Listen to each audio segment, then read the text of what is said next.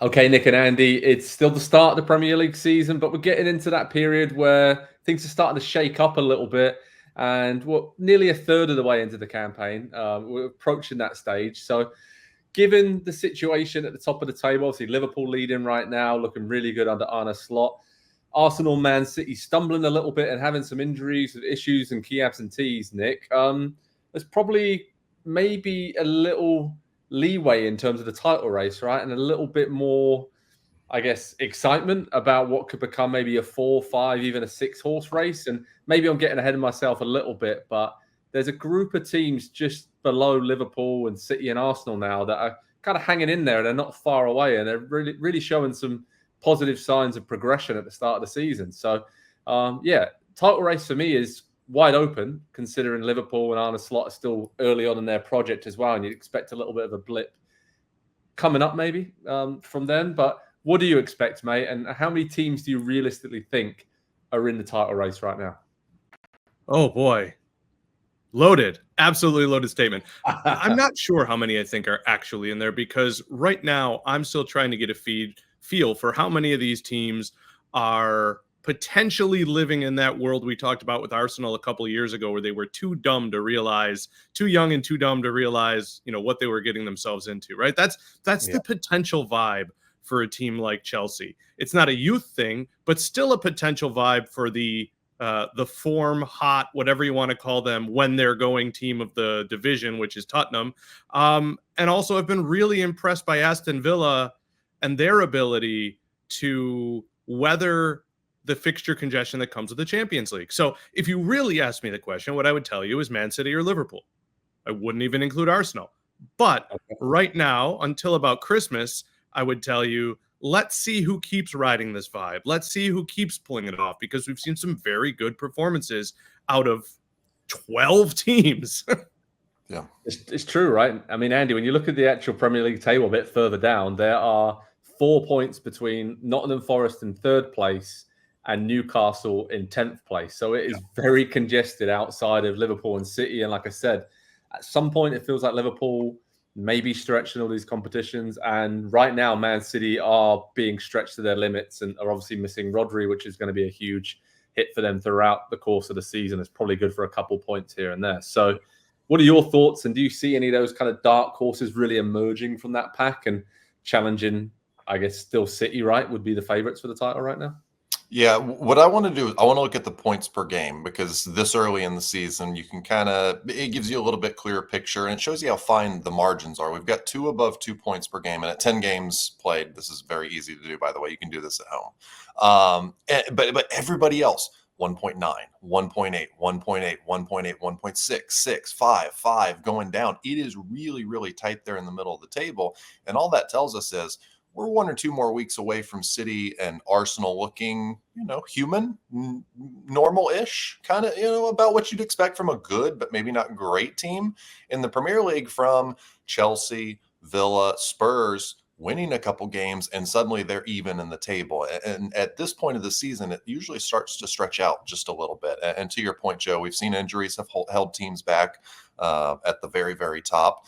You've got the wild card that is a new manager at Liverpool, which nobody expected. I didn't expect them to hit the ground running this quickly under Arne Slot. And so it's just, you put all those factors together, and you have no idea kind of what's going to happen at this point of the season. I do think the title winner will be one of those 3 teams, but I do think we'll probably have a couple other teams that will push that group towards the end of the season, and maybe 1 or 2 surprise names in the European competition this season. So it just feels like the Premier League's at a place where not only is there incredible quality, I think that's always been there, but there is a depth of quality now, and not just a good team that could beat anybody, but a good team that could challenge somebody over the course of 38 games, kind of the entire top half of the table at this point. And that's incredible to think about. And it's incredible to think about what we get to watch and cover the next few months as well. Yeah, it really is. And Nick, Andy mentioned Liverpool there and how they've been such a surprise early on in the Arne Slot era. What do you think about them? Because they have the Salah factor. Obviously, we're not sure about his future, but he's playing like it's his last season at Liverpool, leaving it all out there. It's given them like a freshness, right? Tactically, mentally, almost physically, that they're obviously offering something different. And we know what we're going to get from Arsenal and City and the style of play, and you can prepare for them. But maybe that just change of style and teams having to adapt to Liverpool a bit early in the season seems to me that it's given them the edge. And I wonder, are they now the title favourites because they have kind of gained this staying power that they perhaps didn't have in previous seasons through their style of play, through new ideas that were maybe needed, and maybe things were a bit stagnant there under all the success that Jurgen Klopp had, and just time for a change. It was the right time. So timing's key, right, in all of this, and where Arsenal are at in their project, how that's stalling a bit. Man City, the uncertainty around them, losing Rodri. It's almost like the stars are aligning a little bit here for Liverpool, unexpectedly so. Do you agree with that? Yeah, sometimes when you change coaches, you have this phenomenon where the coach comes in despite how successful that team has been and is literally given the freedom to play the best players. And right now we're seeing that. And I just don't know. I mean, Klopp is one of the world's best managers, one of the best we've ever seen. And it's hard to say that anybody could have had the success that he's had. That said, he has Trent Alexander-Arnold playing a more respectful right back of his position. It helps a lot that Konate along that back line has improved. But could Klopp have effectively done what we're starting to see and slid Tsimikas in a little bit more over Andy Robertson, or would he have felt like he had to? Klopp kept Jordan Henderson in for probably 1,000 more minutes than he needed to before, and maybe even that's why he didn't buy different defenders. And when you have the depth of attack they have up top, I look at this team and think they are, with all due respect to Kelleher, they are healthy Alisson away from having a 4-point lead atop the table, because there have just been a couple goals that went in against him, against Kelleher, that I don't think go in against Alisson. So given the Rodri injury, give me the two teams that have seen this out before. And right now, Liverpool's healthier, and I have to bet on health. Yeah, I'd agree with you on that. I think they are in the driving seat as of right now. Still early days, but we know, like you said, they've got experience and they have staying power. So, and they've improved in certain areas that they need to improve, especially in midfield. So very, very interesting to see. Andy, what is very interesting to see is that there are that dark horse kind of group emerging there. We're talking about your Tottenham Hotspur. We're talking about Aston Villa. Chelsea, I think it's fair to say, obviously their big game against Arsenal this weekend will tell us a lot more about them. And that final step, next big step for them as a young group, is beating one of the big boys and proving that they can stay at the top of the table like they are now. And then I'm just going to throw it out there. Nottingham Forest, I mean, is there the potential for them to do a Leicester City the way Nuno has them set up and they don't have anything else to worry about and just kind of grind out wins on the counter from set pieces? Again, not really seriously talking about that, but this feels like the kind of season where it's going to be a bit chaotic, and there will be teams that are up there and kind of hanging in there longer than we think. What do you think of those kind of contenders I've mentioned there?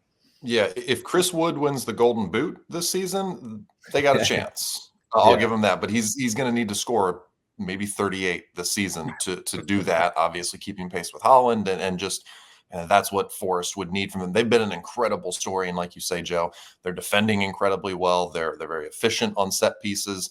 And they've got one guy up top at the moment who kind of can't stop scoring every single game. And that's a really good recipe. They're going to be safe before Christmas gets here. And if you look at the last couple seasons for Forest, they would absolutely take that. And so I think they'll be very happy. As far as who's going to be the other one, I think it's one of Chelsea or Spurs, because they're on the ascendancy. Aston Villa have already kind of gotten there. Obviously, they're in the Champions League this season. They've got that to contend with. And the second half against Spurs, they looked out of gas already. And we're only a couple full months into the season. And so that's a little bit alarming to see them in effectively a top four head-to-head game come the end of the season. And so I do worry a little bit about them, a little bit of lack of depth there. And so I think it'll be one of the London teams. Chelsea certainly have the higher upside given the amount of talent and the players that they've got in the squad. And I think Maresca has shown that he knows how to push some buttons, and he's starting to figure out what his rotations are and his best team and what the partnerships are all over the field. And that's important. And Spurs just a little inconsistent at the moment. I think that will kind of be always the story of the Ange era. And I'm fine with it. By the way, it's interesting, it's fun, it's exciting, it has the potential to be very good. Just have to be patient, I think, a little bit. So 28 points, by the way, was the gap between third and fourth last season. No, 24, excuse me. Or 14. It will not be nearly that many this season because I do think we'll have 3 or 4 teams that are going to keep a lot tighter there, just below the top 4. I'm kind of on Spurs though, Nick. I don't know. Do you want to just pick one team that maybe can really get in there? But I think with the firepower that they have and just the confidence that they have in what they are doing and believing, I think the only issue with Spurs is defensively. If they do have a couple of big injuries, there's not much depth there. But if they can stay healthy, I think they can hang in there and just be a nuisance and maybe not win the title, but be like within 5 or 6 points for most of the second half of the season. And I don't know, any other team that you fancy over Spurs, or maybe Chelsea? I like Spurs a lot. My question is, when you talk about their straw that stirs the attacking drink, sometimes he doesn't show up for a couple of weeks. And so if you're rating Odegaard, De Bruyne, and Maddison on their best day, they're all among the best in the world. And I don't know, I'm kind of down on Maddison right now. I know he had a good game last time out, I believe, by all accounts, but that's what scares me. When it comes to Chelsea, they've got that guy, right? They've got Cole Palmer.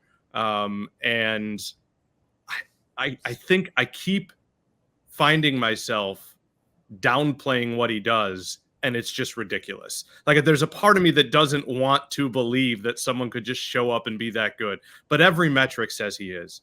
And the players around him are fantastic. And between Chelsea, Spurs, Liverpool, Man City, and this is, you'll notice I haven't named Arsenal. This is a major problem for them. The depth of attack, the players that come off the bench, Joe Felix coming off the bench for Chelsea, right? Either Gakpo or Diaz starting when they might be the best player on 15 other attacks. Like, it's ridiculous, the depth and quality of attack. And right now, until Trossard, until Martinelli to a certain extent, and until Gabby Jesus looks like anything other than a 10-minute-a-game maybe guy, I worry about Arsenal. Yeah, it's going to be interesting, the title race between now and the end of the season. Head over to Pro Soccer Talk on NBCSports.com. We're just heating things up for this season. There's a lot of teams in the mix at the top of the table, just the way we love it. Absolute chaos. Hopefully, it will stay that way until the very last day. Hi there, I'm Rebecca Lowe, studio host of NBC's coverage of the Premier League. Don't forget to hit subscribe to watch more videos all season long. And if you want even more Premier League content, from original series to live matches, head over to Peacock.